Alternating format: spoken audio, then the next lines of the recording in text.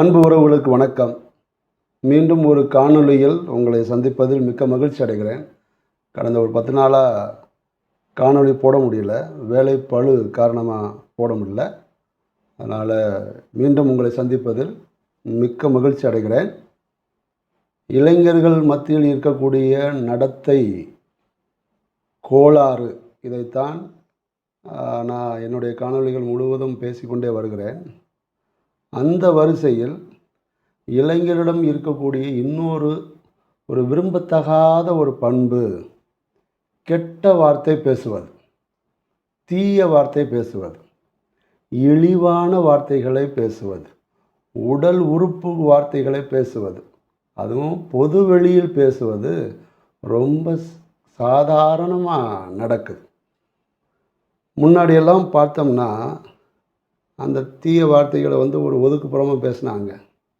இப்பெல்லாம் பொது வெளியில் பேசக்கூடிய, ஒரு கூச்ச நாச்சம் இல்லாமல் பேசக்கூடிய ஒரு நிலைமை தான் இளைஞர்கள் மத்தியில் இருப்பதாக நான் பார்க்கிறேன். அந்த வார்த்தைகளை கேட்க முடியாது, காதே கருகிரும் சொல்லுவாங்க இல்லையா, அந்த அளவுக்கு ரொம்ப கொடூரமான வார்த்தைகள். ஏதோ கோபத்தில் வாக்குவாதத்தில் மட்டும் அவங்க கெட்ட வார்த்தை பேசலை, சாதாரணமாக நண்பர்களோடு சேர்ந்து சிரித்து பேசும்போது கூட கெட்ட வார்த்தைகளை ரொம்ப சாதாரணமாக பேசி கொண்டு வருகிறார்கள். ஆண்கள் பெண்கள் என்ற வித்தியாசம்னா இல்லை, வயது வித்தியாசமும் இல்லை. ஃபஸ்ட் இயர் சேர்ந்தவன் செகண்ட் இயர் பிஜியோடு சேர்ந்து ஒருவருக்கொருவர் தீய வார்த்தைகளை பேசி விளையாண்டு கொண்டு இருப்பதை நான் பார்க்கிறேன். இதை பற்றிய ஒரு சிறிய சிந்தனையை உங்களோடு பகிர்ந்து கொள்ளலாம் என்று நினைக்கிறேன். போன வாரம் தான் எங்கள் கல்லூரியில் விளையாட்டு விழா கொண்டாடினோம். அதுக்கு முன்னாடி ஒரு 2 வாரமாக பார்த்தோம்னா பசங்க எல்லாரும் மைதானத்தில் விளையாண்டுக்கிட்டே இருந்தாங்க. அவங்க ரொம்ப ஆக்ரோஷமாக விளையாடும்போது குறுக்க போயிட்டோம்னா அவங்க பேசக்கூடிய வார்த்தைகளை நம்மால் சகிக்க முடியாது. அப்படி பேசினா தான் ஒரு வீரியத்தோடு விளையாடக்கூடிய நிலைமையை அங்கே பார்க்குறோம். அப்போ அங்கங்கே திடீர்னு அப்படின்னா பேச கொஞ்சம் குறைக்கணும் அப்படி என்று நான் கடிந்து கொள்வது வழக்கம். இது கிரவுண்டில் விளையாடும்போது மட்டும் இல்லை, நான் ஏற்கனவே என்னுடைய காணொலியில் சொல்லியிருக்கேன். இந்த ஃப்ரீ ஃபயர்னு ஒரு கேம் விளையாடும்போது கூட அவங்க வார்த்தைகள் ரொம்ப தடிமனாக இருக்கும். அட்ரா, கொல்றா, அதோட 2 கெட்ட வார்த்தையை போட்டு அந்த நண்பர்கள் மத்தியில் அதை ரொம்ப ஜாலியாக எடுத்துக்கொண்டு போவதை நம்ம பார்க்குறோம். திருவள்ளுவர் திருக்குறளிலே இனியவை கூறல் என்ற ஒரு அதிகாரமே ஒதுக்கி இருக்கிறார். அதில் ஒரு முக்கியமான குறள், உங்கள் எல்லாருக்குமே நான் என்ன குறள் சொல்ல வரேன்னு தெரியும். இனிய உளவாக இன்னாது குறள், கனி இருப்ப காய் கவர்ந்தற்று.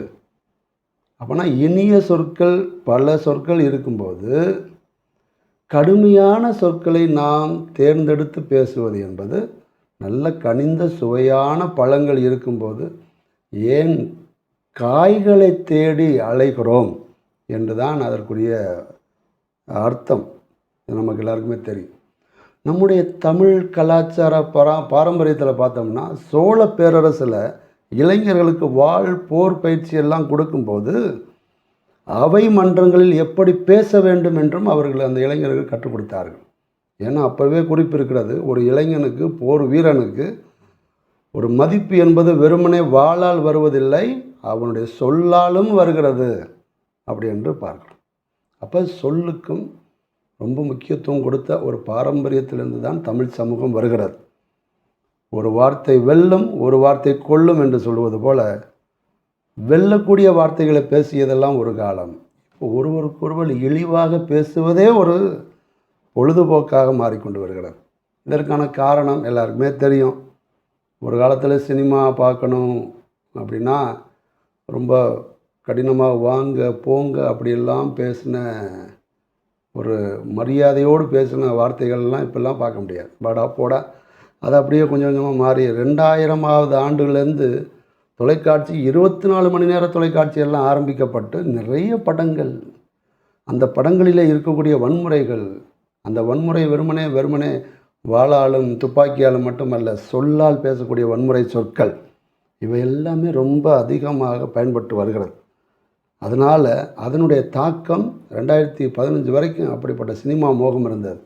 2015லேருந்து பார்த்தோம்னா சமூக ஊடகங்கள், அங்கே முன்னாடியெல்லாம் கெட்ட வார்த்தையை போட்டு அதில் ஒரு அருவருப்பாக ஃபீல் பண்ணுறதுனால 2 புள்ளி வச்சு அப்படி எழுதுவாங்க.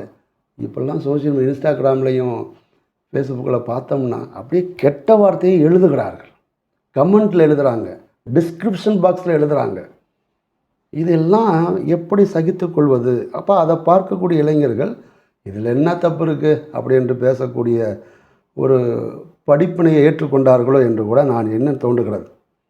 அது மட்டுமல்ல, சினிமா சமூக ஊடகங்கள் மட்டுமல்ல, அரசியல் தலைவர்கள் நம்ம எல்லாருக்குமே தெரியும். கடந்த 3 மாதமாக பார்த்தோம்னா இந்த அரசியல் தலைவர்கள் பேசக்கூடிய வார்த்தைகள் ரொம்ப ஆபாசமாகவும் இருக்கிறது, ரொம்ப இழிவாகவும் இருக்கிறது, ஒரு தகாத வார்த்தைகளாகவும் இருக்கிறது.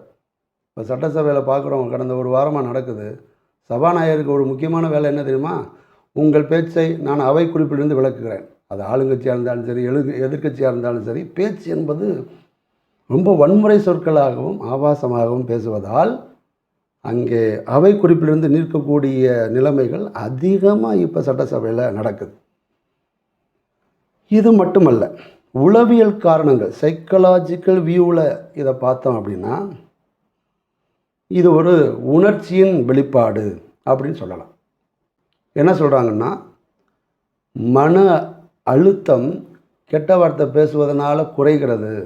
ரொம்ப கோபம் கொண்டு பேசும்போது ஒரு வார்த்தையை போட்டு பேசும்போது மன அழுத்தம் குறைவதான ஒரு மாயத்தோற்றம் இருப்பது.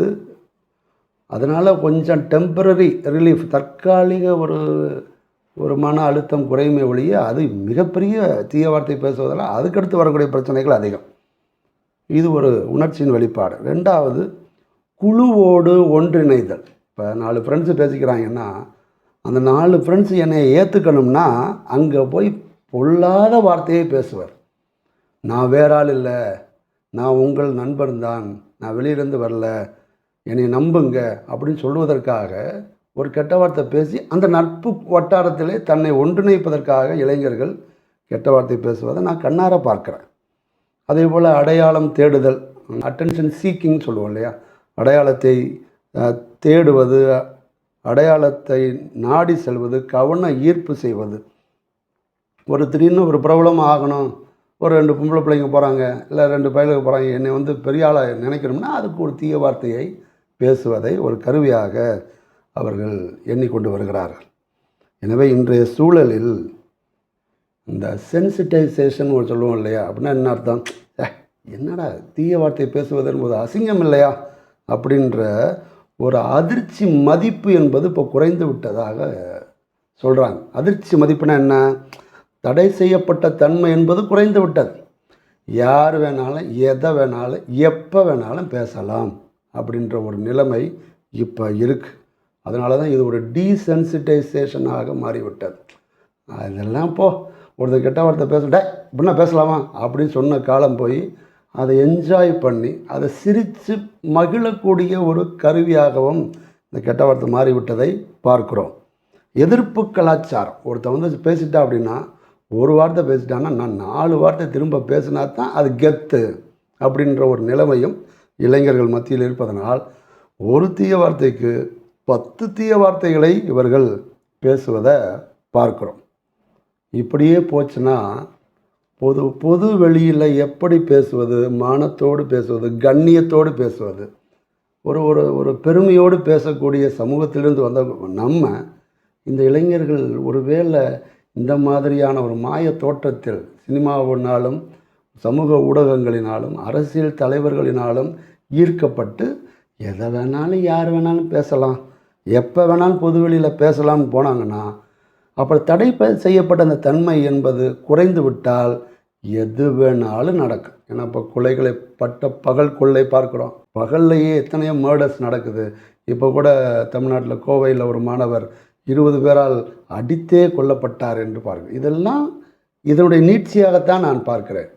அந்த அந்த அந்த தடை செய்யப்பட்ட தன்மை என்பது இப்பொழுது இல்லாமல் போய்விட்டது.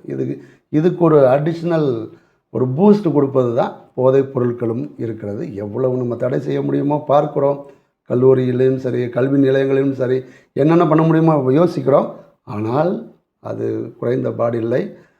ஆனால் கொஞ்சம் கொஞ்சமாக ஒரு பையன்கிட்ட கேட்டேன், டேய் நீ எதுக்குடா கல்லூரிக்கு வர, படிக்க வரேன் அப்படின்னு. படிக்கவுன்னா இப்போ வரல, ஒரு ஒரு சிஸ்டத்துக்குள்ளே இருந்து பழகு. ஒரு பெரியவங்க வந்தால் ஒரு குட் மார்னிங் சொல்லணும். ஒரு கிளாஸ் ரூமில் ஒரு வாத்தியார் வந்தால் எந்திரிச்சு நிற்கணும்.